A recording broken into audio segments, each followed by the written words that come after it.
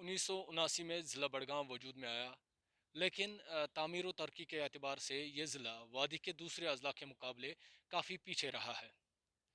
ज़िला की हालत ये है कि जो ज़िला का अस्पताल है, वो ज़िला अस्पताल कहलाने के लायक भी नहीं है। इंतज़ामिया का लगातार यही एक्सक्यूज़ रहता है कि स्पेस की कमी की वजह से यहाँ पर जो मॉडर्न टेक्निक्स है, उसके तहत मशीनें नहीं लाई जा सकती है। हमारे साथ मौजूद है आगा सईद रूहुल्लाह मेहदी, जो बडगाम से एनसी के लीडर रहे हैं और 3 मरतबा यहाँ से लेजिस्लेटिव असम्बली में जगह बनाई है। हम उनसे जानने की कोशिश करेंगे आखिर ज़िला बडगाम तरक्की तामीर व तरक्की के एतबार से इतना पीछे क्यों है। 3 सालों में ताकि आप काबीना में भी थे, तो क्या कुछ तरक्की आपने की और क्या वजह रही ज़िला बडगाम पीछे रहा। ज़िला बडगाम के हवाले से जब आप बात करें तो ये बात जहन में रहे। ज़िला बडगाम में 5 असेंबली कॉन्स्टिट्यूंसीज़ है और 5 असेंबली कॉन्स्टिट्यूंसीज़ में से मैंने एक की नुमाइंदगी की है। मैं ख़ुद इस बात का इतराफ़ करता हूँ कि बडगाम ज़िला हेड क्वार्टर भी, बडगाम कॉन्स्टिट्यूंसी भी और इसके साथ साथ ज़िला बडगाम के बाकी इलाके भी तामीर व तरक्की के लिहाज से बहुत सारे अजला से, मैं नहीं कहूँगा कि हर एक ज़िले से, बहुत सारे अजला से पीछे रहा है। इसके बहुत सारे वजूहात है। मैं सियासत में नहीं जाना चाहूँगा, मैं तनकीद का निशाना नहीं बनाना चाहूँगा किसी को। जो मैंने देखा 2002 में मैंने देखा यहाँ पे इंफ्रास्ट्रक्चर के हवाले से बहुत कम तवज्जो दी गई थी। जब मैंने 2002 में बडगाम हल्का इंतखाब की नुमाइंदगी संभाली तो मैंने देखा कि इस ज़िले में आपके पास तालीम के हवाले से, सेहत के हवाले से, बिजली के हवाले से और सड़कों और पुलों के हवाले से ये इंफ्रास्ट्रक्चर्स है जो जिससे आपकी तरक्की का पहिया चलता है, वो इंफ्रास्ट्रक्चर मौजूद ही नहीं थे।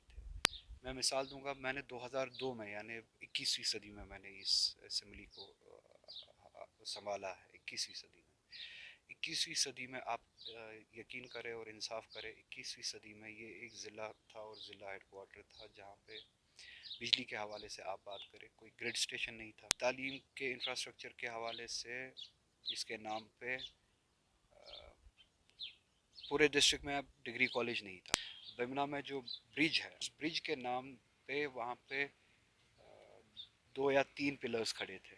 इस सारे इलाके की, चाहे वो बेमिना हो, सोईबुग हो, इसी तरह से बीरवा से आने वाली आबादी हो, इनको उस नाले से गुजरना पड़ता था। कच्चा रास्ता बनाया गया था जिस कच्चे रास्ते से नाले के दरमियान से वो गुजरते थे।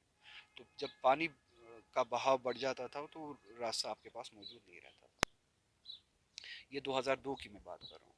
2005 में मैंने वो पुल बनवाया, 2006 में शायद, या 2007, इसी 2006 और 7 के दरमियान वो पुल जो है वो मुकम्मल हुआ, जिसका काम पिछली सदी में हुआ होना चाहिए था।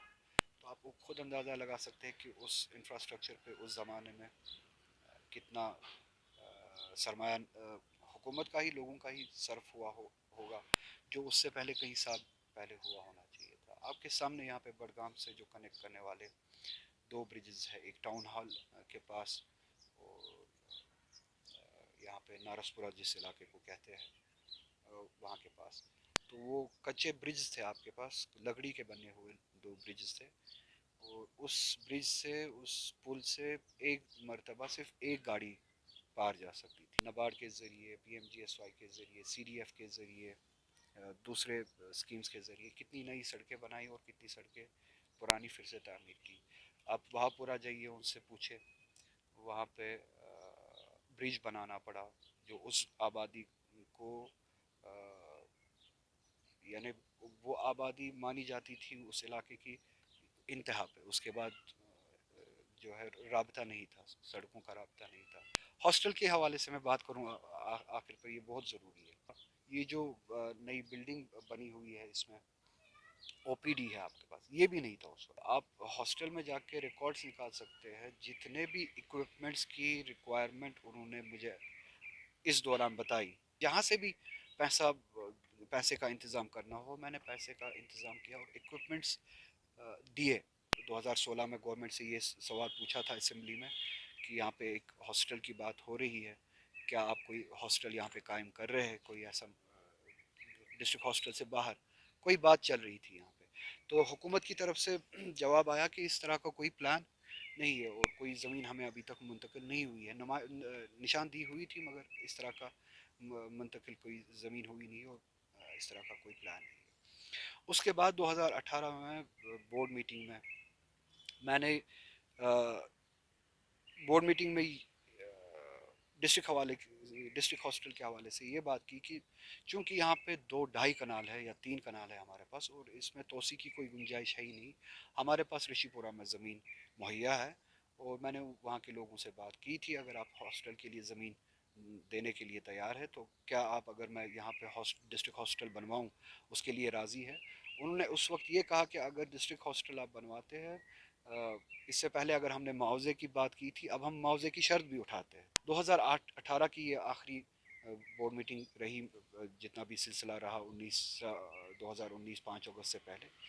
اس میں یہ فیصلہ لیا گیا کہ یہ زمین منتقل کی جائے گی اور اس زمین پہ ڈسٹرکٹ ہاسٹل بنایا جائے گا 300 بیڈز کا جدید جو آپ کے فیسلٹیز ہیں ان کے طبی فیسلٹیز ہیں ان کے ساتھ ساتھ. اور اس کے 2 مہینے بعد 3 مہینے بعد ہیلتھ ڈپارٹمنٹ نے ڈی پی آر بھی بنایا اور ڈی پی آر جو ہے پلاننگ ڈپارٹمنٹ کو بھیجا فنڈنگ کے لیے. یہ آخری بات ہے جو مجھے یاد ہے. اس کے بعد یہاں کا نظام ابھی جو حال ہی میں جو آیا نا ڈی پی آر نیا دیا ہے انہوں نے، اب انہوں نے نیا ڈی پی آر بھیجا ہے لیکن آپ پورے 2018 میں گیا ہے یہ D P R. D P R چاہے وہ کنٹینیو کرے یا کاغذ پہ نیا بنائے اس سے فرق کوئی نہیں پڑتا. وہ غرض یہ ہے کہ وہاں پہ جو فیسلٹی جس کے لیے زمین لوگوں نے دی وہ بنائی جائے. آپ کے ذریعے سے بھی میں انتظامیہ کو کہنا چاہوں گا اپنے ڈیسیجن کو امپلیمنٹ کرے اور وہاں پہ ہاسٹل کا تعمیر جو ہے وہ شروع کرے. آپ 3 مرتبہ مطلب اس سیاست میں رہے، بڑگام سے لیجسلیٹو اسمبلی میں گئے، لیکن لوگوں کی اکثر یہی شکایت رہی ہے کہ جو ہمہامہ سے بڑگام تک کا روڈ ہے وہ تک وسیع نہیں ہوا. اس کے علاوہ اس کے برعکس جو ضلع جو بس سٹاپ تھا بڑگام کا وہ دوسری جگہ منتقل ہوا جس کی وجہ سے لوگوں کو مشکلات کا سامنا تھا. کیا کہنا چاہیے؟ یہ بس یارڈ نہیں تھا. ڈسٹرکٹ کا ایک بس یارڈ ہوتا ہے. اگر آپ سری نگر جائیں اننت ناگ جائے بارہمولہ جائے تو آپ دیکھیں گے باضابطہ ایک فل فلیجڈ ایک ٹرانسپورٹ کے لیے ایک بس یارڈ آپ کا ایک انفراسٹرکچر ہر جگہ آپ کو ملے گا. یہاں پہ ایک تحصیل کی ریکوائرمنٹ کے لیے ایک بس سٹاپ بنایا گیا تھا 70 کی دہائی میں. تو اس کو آپ بس یارڈ نہیں کہہ سکتے جو ضلع کی ریکوائرمنٹ کو ضرورت کو پورا کرے. یہ سڑک وہاں سے بنانی تھی جہاں پہ سڑک کے دونوں کناروں پہ ہمامہ سے لے کے بڑگام تک تعمیرات بنا ہوا تھا. دکانیں چھوڑیے آپ مکان بنے ہوئے تھے. جو ڈی پی آر انہوں نے دیا تھا 2 ارب 40 کروڑ روپے کا اس وقت صرف اور صرف معاوضے کا جو ہے ڈی پی آر بنا مد بنا. تو اسی وجہ سے چونکہ اسٹیٹ گورنمنٹ کے پاس اس وقت 2.5 ارب روپے معاوضے کی سڑک بنانے کے لیے نہیں معاوضے کے لیے 2.5 ارب روپے. یہ آپ کسی سے بھی پوچھیں اس وقت بھی پوچھیں اسٹیٹ کی اتنی ایکسچیکر میں خزانے میں اتنی طاقت نہیں ہے. 2013 یا 14 میں بھیجا گیا مرکزی حکومت کو. 2014 میں یہاں پہ حکومت بدلی اور پی ڈی پی کی حکومت آئی اور ہم اپوزیشن میں تھے اس وقت. تو اپوزیشن نے میں نے پھر پہلے ہی کہا تھا کہ میں سیاست میں نہیں جانا چاہتا ہوں. اپوزیشن میں چونکہ میں ان کے اپوزیشن میں تھا انہوں نے بہت زیادہ جو ہے رکاوٹیں پیدا کی بہت سارے پروجیکٹس پہ نہ صرف سڑک پہ. یہاں پہ یونیورسٹی کا کیمپس ہے مانو یونیورسٹی کا کیمپس ہے اس پہ رکاوٹ کھڑی کی.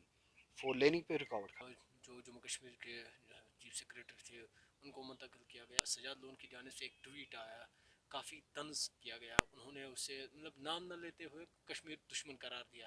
تو کیا کہنا چاہیں؟ دیکھیے سجاد لون نے کہا ہو کسی اور کشمیری نے کہا ہو جس نے بھی کہا ہے حق بجانب کہا ہے. جو مصائب کشمیریوں نے 2 2.5 سالوں میں دیکھے اس کی شاید ہی مثال ہو کہیں پہ. کشمیر کے ہر ایک طبقے سے جڑے ہوئے لوگ اس مصیبت کے شکار ہوئے ہیں. تو اس طرح کے جب آفیسر سے نکلتے ہیں یا اس طرح کے مغرور انسان جب نکلتے ہیں تو ہر کسی کو راحت کی سانس لینی چاہیے. تو اگر ہم دیکھیں گے جب دفعہ 370 منسوخ ہوا اس کے بعد این سی کا لگاتار یہی دعویٰ تھا وہ تب تک انتخابی عمل میں حصہ نہیں لیں گے یا کسی بھی جو جموں کشمیر کی سیاسی عمل ہے اس میں حصہ نہیں لیں گے جب تک کشمیریوں کے حقوق ہے وہ واپس نہیں لیں گے. لیکن کل جو میٹنگ ہوئی این سی کی ورکنگ کمیٹی کی اس میں فیصلہ لیا گیا کہ ڈیلیمیٹیشن جو پروسیس ہوگا اس میں وہ حصہ لیں گے. تو آپ کا کیا ریئیکشن تھا اور کیا کیا تھا؟ پارٹی ورکنگ کمیٹی نے اس بارے میں بحث مباحثہ کیا، ہر ایک نے اپنا نقطہ نظر پیش کیا. میں نے بھی اپنا نقطہ نظر وہ جو آپ کے سامنے بھی وہی کہوں گا جو پہلے سے کہتا آیا ہوں، وہی میں نے کل بھی کہا کہ ہمیں دوسرے طریقے سے معاملات کو دیکھنا چاہیے. یہ بات کل بھی کہی کہ ہمیں تو دلی کے منصوبوں میں شامل نہیں ہونا چاہیے اور کشمیر کے حقوق کی واپسی کے لیے کام کرنا ہے. تو میں بذات خود اس چیز سے متفق نہیں ہوں. اگر یہ فیصلہ لیا جاتا ہے تو میں بذات خود اس چیز سے متفق نہیں ہوں.